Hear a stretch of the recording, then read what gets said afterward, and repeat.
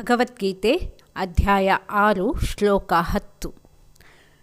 ಯೋಗಿ ಯುಂಜೀತ ಸತತಮಾತ್ಮಾನಂ ರಹಸಿ ಸ್ಥಿತಃ ಏಕಾಕಿ ಯತ್ ಚಿತ್ತಾತ್ಮ ನಿರಾಶೀಲ ಪರಿಗ್ರಹ. ಶ್ಲೋಕಾರ್ಥ: ಮನಸ್ಸು ಮತ್ತು ಇಂದ್ರಿಯಗಳ ಸಹಿತವಾಗಿ ಶರೀರವನ್ನು ತನ್ನ ವಶದಲ್ಲಿ ಇಟ್ಟುಕೊಂಡವನು ಆಶಾರಹಿತನು ಮತ್ತು ಸಂಗ್ರಹರಹಿತನೂ ಆದ ಯೋಗಿಯು ಒಬ್ಬಂಟಿಗನಾಗಿ ಏಕಾಂತ ಸ್ಥಾನದಲ್ಲಿ ಸ್ಥಿತನಾಗಿ ಆತ್ಮವನ್ನು ನಿರಂತರವಾಗಿ ಪರಮಾತ್ಮನಲ್ಲಿ ತೊಡಗಿಸಬೇಕು.